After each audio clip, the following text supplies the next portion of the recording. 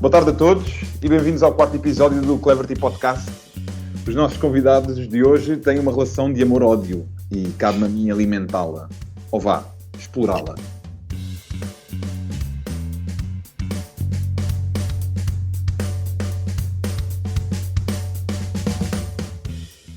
Pedro Pires e Paulo Cardiga. Meus caros, antes de mais, obrigado por terem aceito este convite. Não é nada fácil de perderem parte do vosso tempo para vir falar ainda por cima com uma pessoa tão desinteressante como eu, mas calculo que tenham aqui uma outra experiência para partilhar connosco. Ok. Eu ia dizer gastar, mas agora como acabaste essa frase assim, sim, perder é um bom termo. Continua. Perder é um bom termo. Parece bem, Pedro. Parece muito bem. Boa tarde, sou o Pedro. Prazer em conhecer-vos. É todo nosso, Paulo. Eu vou começar por ti, Paulo.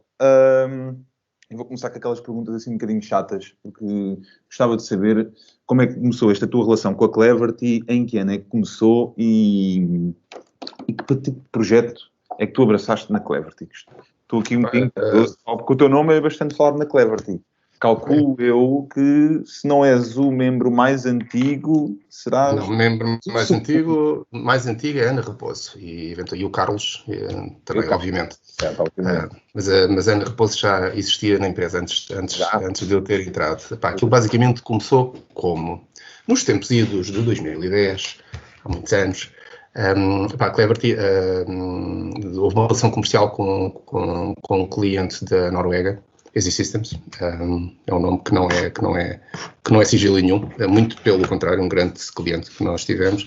E tivemos um projeto em que foi necessário, eles estavam a reestruturar um bocado a empresa, estavam a reestruturar um bocado os processos, e queriam ter, eles já trabalhavam com uma equipa de QA que não era portuguesa, a experiência não estava a ir de encontro àquilo que eles esperavam, e basicamente decidiram também apostar um bocado em nós, na Cleverty, e foi aí que nós iniciámos. Eu iniciei com essa equipa de QA na altura, era eu e outro colega meu, que no fundo era o que estava a gerir o projeto, depois entrou outro colega, e no fundo nós começámos com duas pessoas a nível de QA, havia um QA do lado da Noruega, que era nós dizemos o SPOC, o nosso Single Point of Contact, e nós todas as estratégias daquilo que nós fazíamos cá intercalávamos com ele. Com o tempo, a equipa foi crescente, foi uma aprendizagem muito interessante. Eles, só para teres uma noção, inicialmente, que eles tinham, assim como todos, havia releases, mas em 2010 o ciclo de releases deles era de 6 em 6 meses.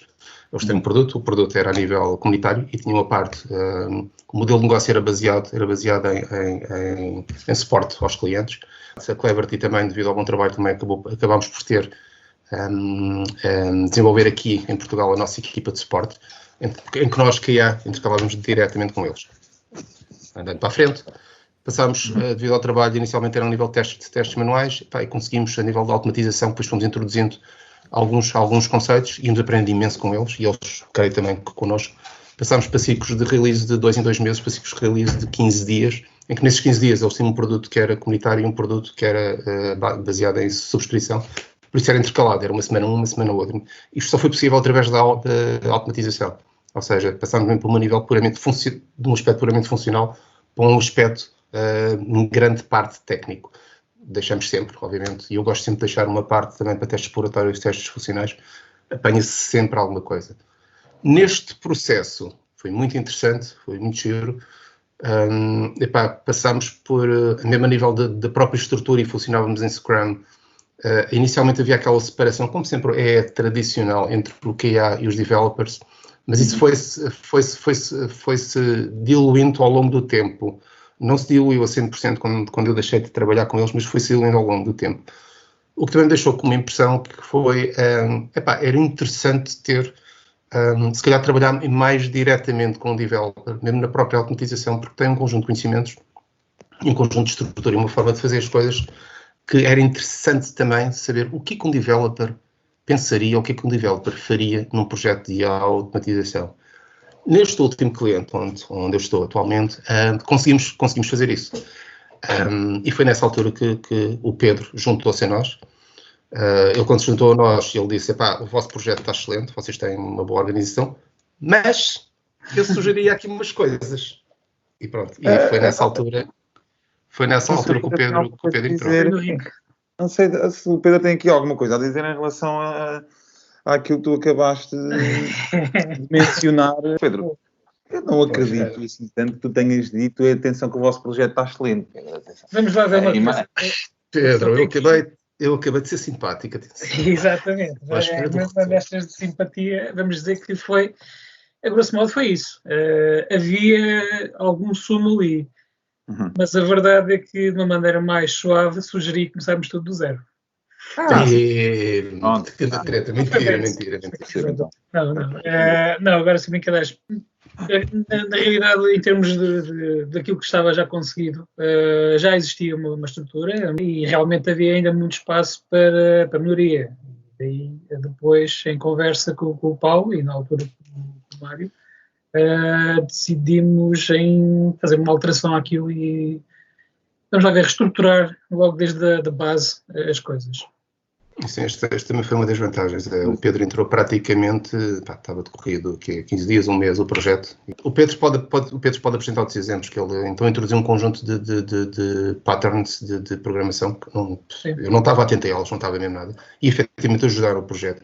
Uma das coisas mais simples, isto é um exemplo. Isto é muito comum em automatização. Nós, quando criamos uma coisa que são os Page Object Models, muitas vezes os objetos é do tipo estático. Criamos variáveis do tipo estática. Porquê? Assim não temos que nos preocupar muito com instanciações nem nada.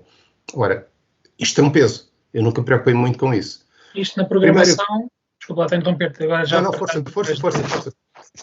Isto na programação tem um peso grande. Tem um peso grande e tem os seus riscos associados. E daí também... Aquilo que se via na parte da automatização, quando a gente começou a fazer a automatização de testes ainda era um pouco incipiente, ou seja, já existia no mercado, é verdade, mas nós estivemos quase ali no cutting edge da automatização. E o que é que se passava é que esta questão que o Paulo está aqui a dizer, que é a utilização de classes estáticas, era o que era muito comum utilizar em automatização. Desculpa interromper. Era, e quando tu vês ainda muitos exemplos que tu vês, e mesmo em fóruns, em webinars, isso tudo, né, tu vês muito a utilização de estáticos ainda. E pronto, é um hábito. E eu vinha com esse hábito, não diz Pedro. Mas isto obviamente, se nós formos a fazer uma coisa, a sua estrutura, isto representa alguns perigos, nomeadamente em termos de clash, em termos de dados em si, a corrupção dos próprios dados, porque estás a utilizar uma classe num sítio, por sua vez vais a utilizar a mesma classe noutro sítio, em que os dados são partilhados, então existe ali um problema. Aquilo que nós começámos logo por optar, que acho que era isso que o Paulo queria evidenciar, é que optamos por utilizar uma coisa que é um design pattern, que é o single. Basicamente, que é a classe não instanciada, mas quando é necessário, ela automaticamente se instancia e não precisa estar a preocupar com isso. Penso que seria essa a solução que eu queria. Sim, no fundo, acabamos por ter a mesma facilidade de utilização. Não temos que nos preocupar a estar a instanciar a classe, porque ela auto-instancia-se a si própria. Por exemplo, é este tipo de conhecimento, mas quem diz isto diz mesmo outras formas, a nível de patterns que o Pedro trouxe, ele já trazia esse conhecimento, aprofundou alguns desses conhecimentos também, e acredito que ele também tenha aprendido bastante connosco, pelo menos a nível de testes. Sim. E essa percepção que eu já vinha de projetos anteriores, que seria interessante trabalhar, confirmei neste aspecto. Eu posso dizer, pessoalmente, aprendi imenso. Espero continuar a aprender. E aliás, todo este projeto, pelo que eu tenho percebido, está munido de peculiaridades próprias. Aliás, vocês estão num projeto que foge um bocadinho àquilo que é a matriz da Cleverty, que é, como todos sabemos, o nearshore, portanto vocês estão um cliente nacional, e foge também à matriz daquilo que é conceptual, porque por norma, e corrijam-me se estiver errado, por norma existe uma equipa de developers a quem é introduzido depois um ou dois testers, mas aqui foi exatamente ao contrário, não é? Portanto, houve aqui uma dinâmica diferente. Não sei se vocês, na altura, falaram-me aqui que a prática de automação de testes, apesar de já existir no mercado, não era algo que se fizesse assim com tanta preeminência. Não sei se vocês sentiram que na altura era tudo um bocadinho novo, ou seja, primeiro um developer que se junta a uma equipa de testes. Não, novo não é, assim, isso foi um formato que nós na Cleverty resolvemos adotar e a experiência, pessoalmente, funcionou muito bem. É assim, a automatização não é uma coisa nova, a automatização sempre existiu. Começou a ter uma maior proeminência a partir de 2010, 2011, com o BDD mais ou menos a partir de 2012. Já existe há algum tempo. Agora, com os adventos e com o Continuous Integration, cada vez mais e muito mais, cada vez a automatização é um fator mais preponderante e mais importante. Ok? Nós apenas já estávamos nesse barco. O que eu me refiro é, nós com este cliente continuámos no mesmo barco, a mesma coisa que resolvemos foi experimentar uma forma, melhorar um bocadinho a forma que já tínhamos. E esta forma era melhorada através da própria estrutura de programação pura que nós tínhamos, e funcionou bem. Nós neste momento conseguimos também desenvolver aquilo que nós chamamos de um motor, que é uma automatização, é um motor base, que pode ser usado em qualquer automatização que nós façamos, que envolva C# e SpecFlow, e basicamente agarramos naquilo, começamos a construir em cima daquilo, e em pouquíssimo tempo conseguimos ter um conjunto de features automatizadas graças a esta estrutura toda que foi desenvolvida. Eu não quero dizer que se ou eu ou outro automation tester tivesse pecado no projeto, não o tinha feito, mas se calhar tinha feito de outra maneira, se calhar tinha cometido ali erros que nem se tinha percebido disso, e essa é a grande vantagem. Relativamente a dizeres do projeto nacional, desculpa. Não, e perguntar-te se essa talvez seja a grande mais-valia teres um developer na equipa. Eu acho que definitivamente. Depois tem os seus contras também, obviamente. Claro, e é isso que precisamos de explorar. Os seus contras basicamente isso, se calhar os developers são um bocadinho assim todos. Eu basicamente tenho e passando as pessoas, eu tenho um nazi na equipa. Um nazi. Um fascista aqui da programação. Sim, e eu vou aqui explorar um pouco mais este tema em relação aqui ao que o Paulo está a dizer, porque é assim, eu sou um bocado perfeccionista no que diz respeito à apresentação e qualidade de código. E, por vezes, desculpa a expressão, mas dou na cabeça ao Paulo, e às vezes é ao contrário, mas dou na cabeça ao Paulo às vezes porque é preciso fazer as coisas de uma forma, mas ele diz, mas isto está a funcionar isso. Pois, mas não, porque vai haver quebras. Não, assim não. E outras vezes é ao contrário, que eu estou a dizer assim, estamos a perder tempo, é para avançar. E às vezes nós temos aqui um bocado um equilíbrio das coisas. Isto um bocado de contexto. Eu, nesta equipa, eu acabo por um bocado assumir a responsabilidade perante o cliente, mas dentro da própria equipa nós funcionamos um bocado em conjunto. Quando eu disse há bocado nazi, era a brincar, obviamente, e claro. Também não temos um posicionamento autocrático dentro da própria equipa. E no que respeita, por exemplo, a procedimentos de testes, relação com o cliente, aquilo que nós acordamos e as estimativas que nós fazemos, o esforço que nós pomos nas coisas e de forma a cumprir aquilo que é esperado do cliente, somos rigorosos, e aí tem que ser, obviamente, um bocado rigoroso. Tudo o que diz respeito à programação, o Pedro sabe mais do que eu, obviamente, e aí é um bocado o contrário, que aí eu aceito e tenho que aceitar, obviamente, as recomendações do Pedro. Por isso acabo por funcionar bem, ou seja, tudo o que tem a ver com testes e QA, o Pedro aceita as minhas recomendações. Tudo o que seja programação, eu aceito as dele. Não que não discutamos às vezes, e havia uma coisa interessante. Atenção, Mário, é que muitas vezes a gente íamos para o café e punhamos a discutir desenvolvimentos dos próprios testes que estávamos a fazer. E era interessante porque saía de lá coisas interessantes. Uma das coisas que nós fazemos muito era de manhã, quando nós íamos beber o café da manhã, em vez de estarmos a falar de futebol, que eu pessoalmente não gosto. Sim. É melhor continuar. Não, mas giro, era aquilo que o Pedro dizia. Muitas vezes vamos para o café, em vez de estarmos a falar de manhã, beber o café da manhã, em vez de estarmos muitas vezes vamos ao nosso bloco, e às vezes era quem é que leva hoje o bloco, e estamos ali a discutir, estamos ali para coisas no papel, e se fizemos assim, mas isto não dá. E essa parte é muito gira, essa é a parte que eu gosto imenso. E era engraçado porque saía coisas muito interessantes, saíam ideias interessantes, saíam ideias de como atacar algumas vezes os testes e para até ajudava em termos de... Atacar no próprio sentido. Sim, atacar o problema, certo. Exatamente, atacar o problema. E a questão é que as coisas funcionam. E é interessante porque o Paulo dá a visão dele de testes, eu dou a minha visão de developer e as coisas conseguem, encaixam bem. É engraçado porque passa-se às vezes uma coisa que é... E é engraçado porque o problema é o mesmo, vendo de pontos de vista diferente, E em pontos de vista diferente, o Pedro diz-me uma coisa que eu digo a mesma coisa do ponto de vista de teste. É engraçado isto. Isto é o quê? Muitas vezes num teste, ou o Pedro quando desenha um teste, junta várias coisas num teste. E eu estou-lhe a dizer, muitas vezes, isto não deve ser assim, isto deve ser separado. O que tu estás aqui a fazer dava pelo menos uns 2 ou 3 testes. E estamos ali a discutir aquilo e efetivamente aquilo divide-se em 2 ou 3. A nível de testes, exatamente esta problemática do ponto de vista de programação, eu agora já tenho um bocado mais de disciplina nisso, mas eu antes fazia um método que eu punha 2 ou 3 coisas. O Pedro dizia, tenta fazer o método com uma responsabilidade única, ou seja, ser o mais, uma ação por método, e divides as coisas assim, não juntes coisas no método. E é curioso porque o problema é o mesmo, o tipo de problema é o mesmo, um de testes e outro de programação, e o conselho era o mesmo, e nós ambos cometíamos o mesmo erro relativamente à outra área. Eu pessoalmente acabei por melhorar, porque eu se considerar o meu código como era há uns 2 anos ou 3 atrás, os métodos eram não eram gigantescos, mas eram maiores do que são agora. Agora divido muito mais as ações. Achas que és mais cuidadoso na mise en place do código hoje em dia, Paulo? Sem dúvida. Interessante. Na quê? Desculpa? Na mise en place do código. Já não fazes uma sopa da pedra de código? Não fazia. Atenção, não fazia. Mas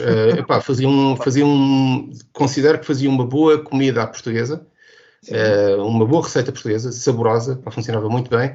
Atualmente, se calhar e já tenho algum cuidado na apresentação, mas neste momento se calhar não digo gourmet, mas tenho um bocado mais cuidado na apresentação e naquilo que faço, e preocupo mais, quem for ler isto tem que perceber o que é que está aqui a ler. Pronto, é que eu já ia dizer-te outra coisa, é saborosa sim, mas como do ponto de vista de um developer, smelly, como se costuma dizer, smelly code.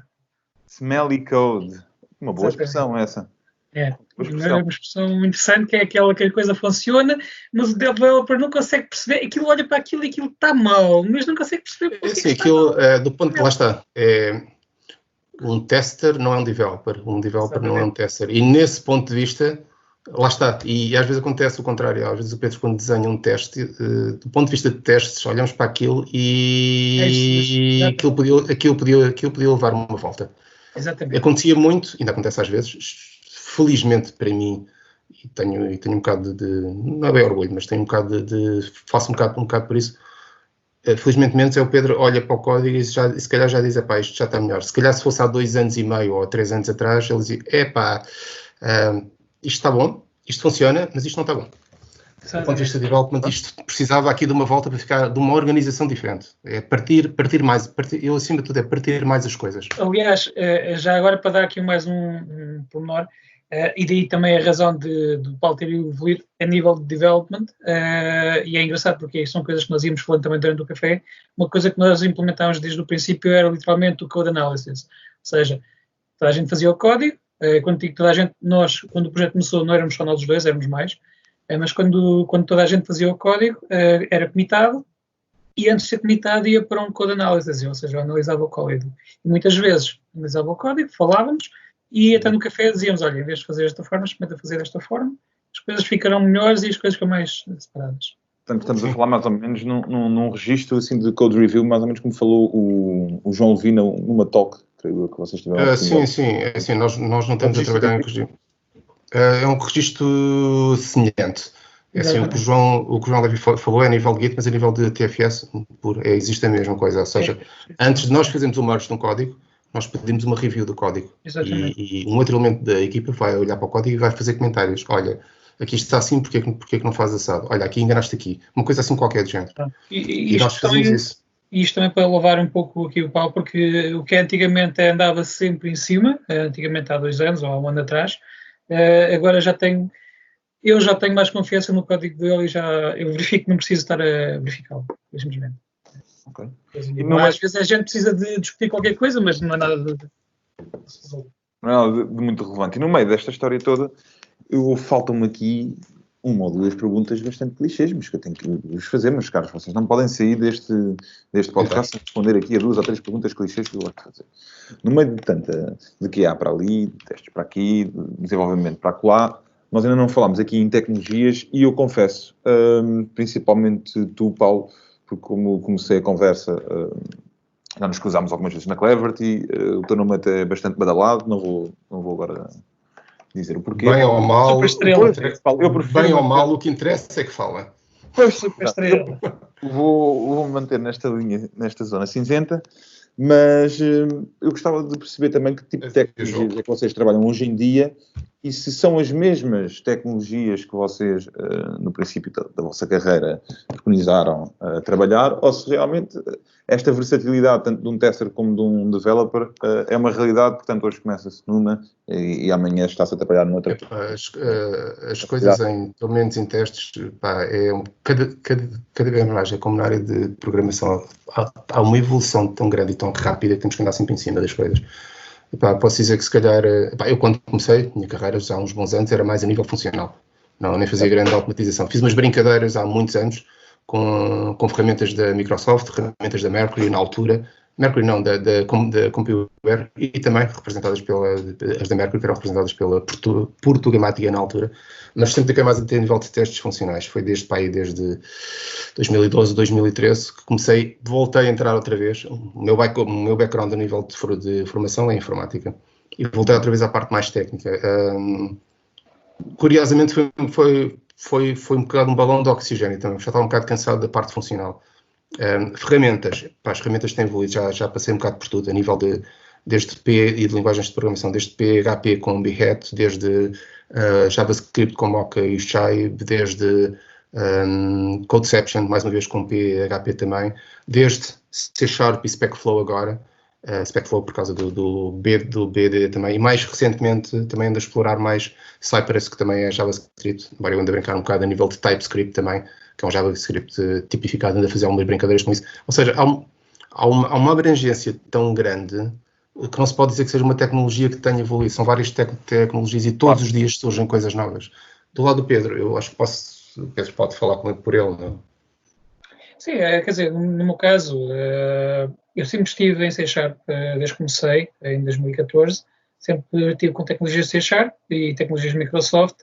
Apesar de que tenho já assim um olho para Python e para .NET Core, basicamente também é C#. Mas basicamente, a nível de programação, realmente as coisas evoluem. No meu caso, tenho mantido pelo C#, uma questão profissional até o momento. Também acho que não andaste a fazer umas brincadeiras também com Androids e com... Sim, também andei, mas aquilo era Xamarin, que basicamente é C# também. Era uma framework.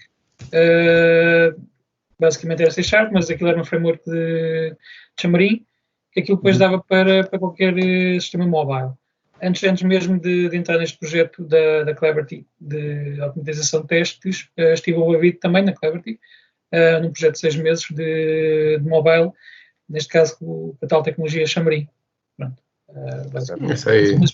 Eu sei porque e nós às vezes mesmo, lá está, os cafés não é só nós estar com o bloco e discutir coisas de projeto.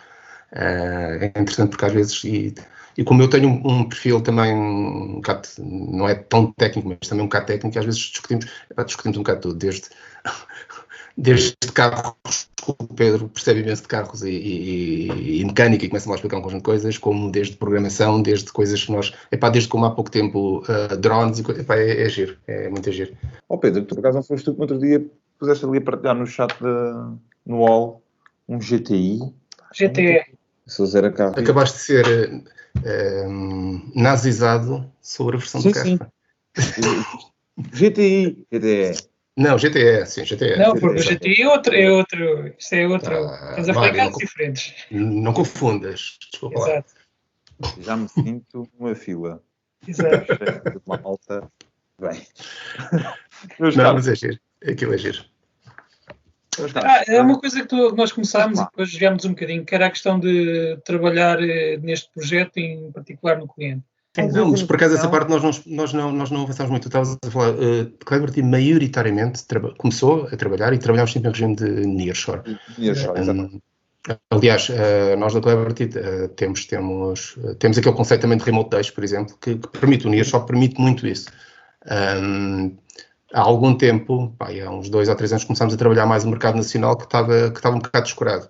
E agora começamos a entrar mais nisso. Temos a parte comercial para o mercado nacional, para o mercado internacional, e tanto eu e o Pedro, como fomos esperar um cliente nacional, parar, não é bem Sim, o termo. não é bem o termo. Como iniciámos o cliente nacional,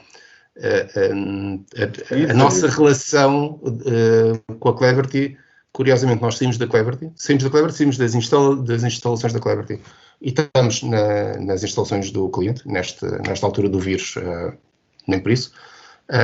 Mas curiosamente a Cleverty tem um conjunto de mecanismos que permitem que as pessoas vão retomando o contacto com as outras pessoas, tanto a nível de toques como a nível, como nós temos diariamente atualmente os coffee breaks, etc. Ou seja, permite que mesmo que as pessoas de fora, a Cleverty tem pessoas que estão em Braga, que estão no Algarve, que estão em vários sítios do país a trabalhar. Exatamente. Exato. E todas estas coisas permitem que as pessoas mantenham, todos estes métodos permitem que as pessoas mantenham um bocado de proximidade também. Eu e o Pedro sentimos um bocadinho inicialmente as dores da separação física. Este tipo de medidas ajuda um bocadinho a combater isso.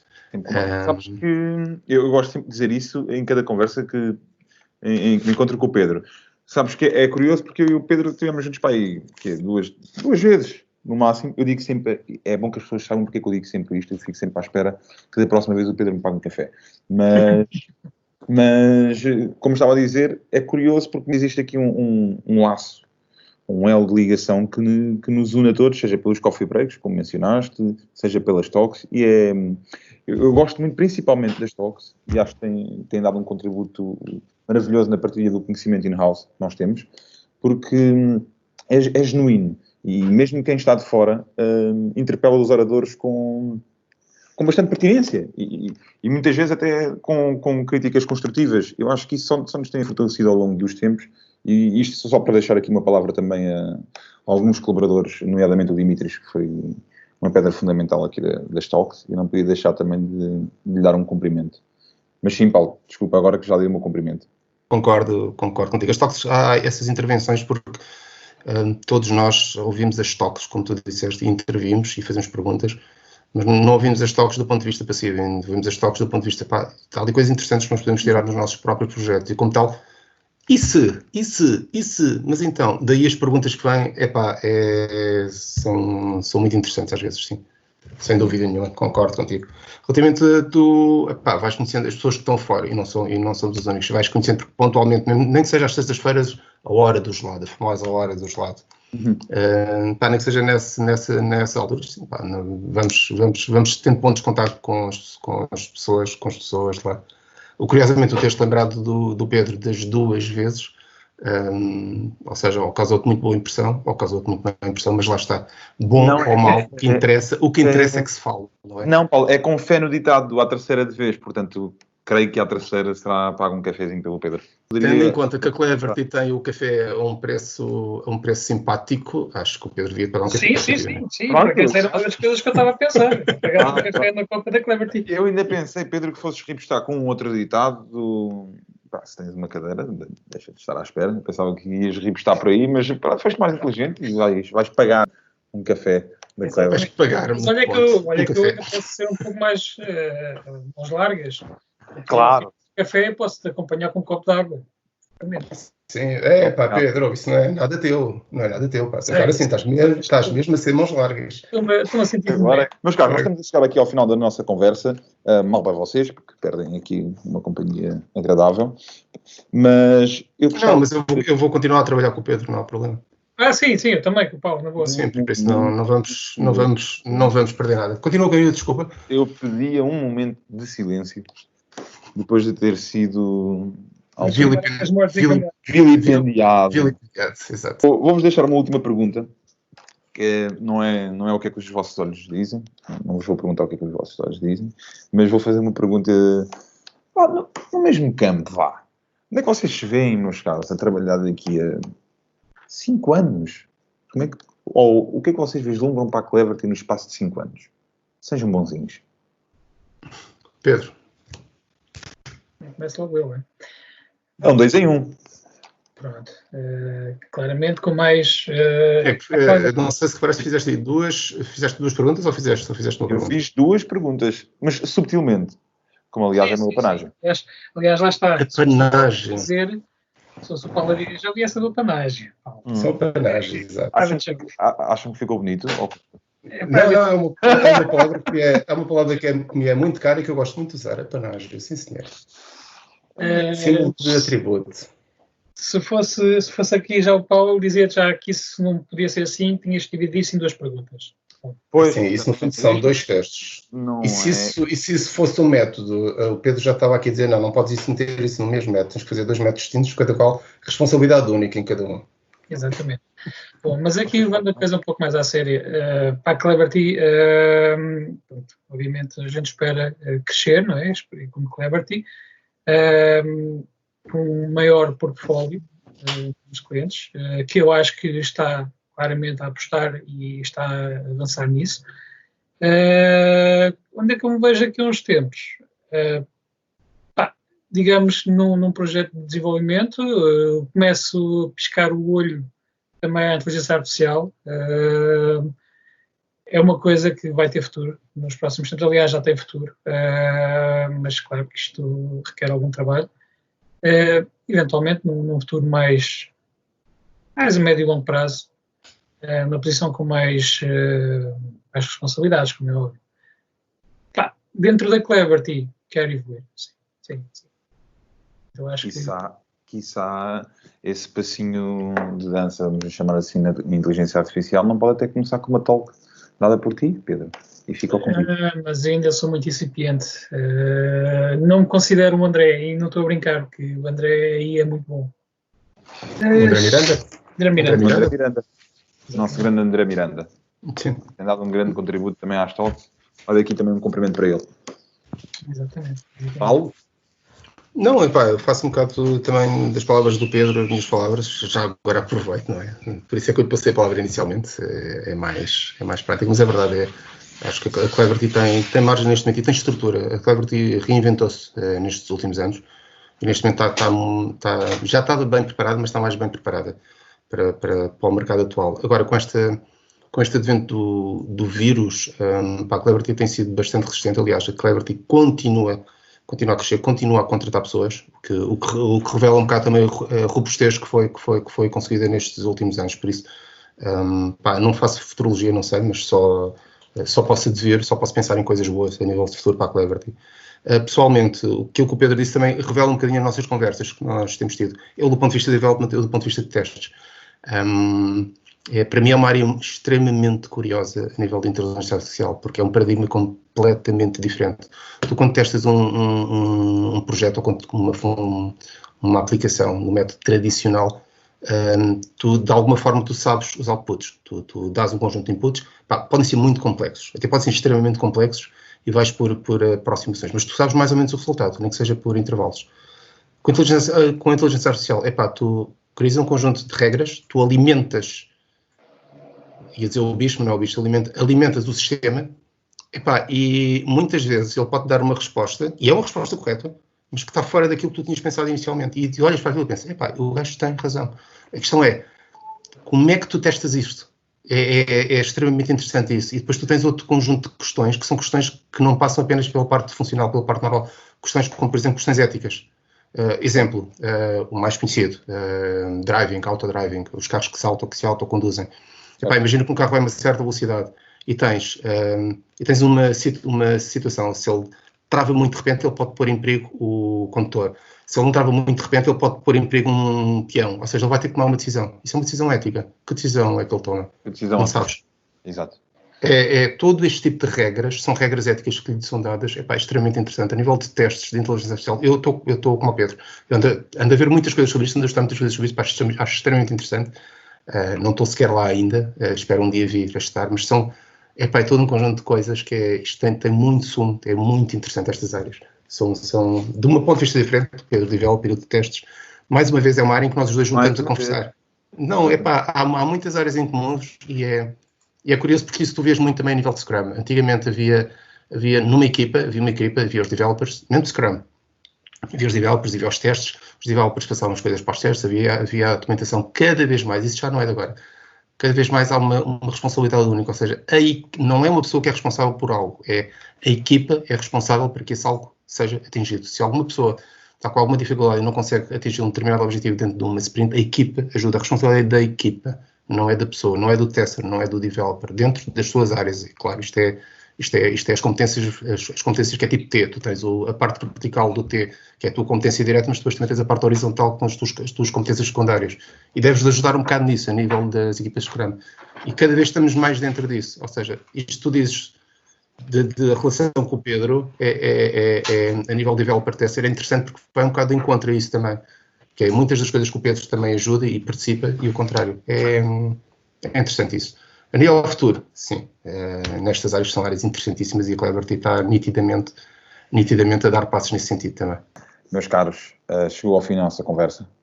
Eu tenho a agradecer-vos mais uma vez. Foi uma conversa extremamente interessante. Espero que vocês possam ser nossos convidados, num futuro próximo.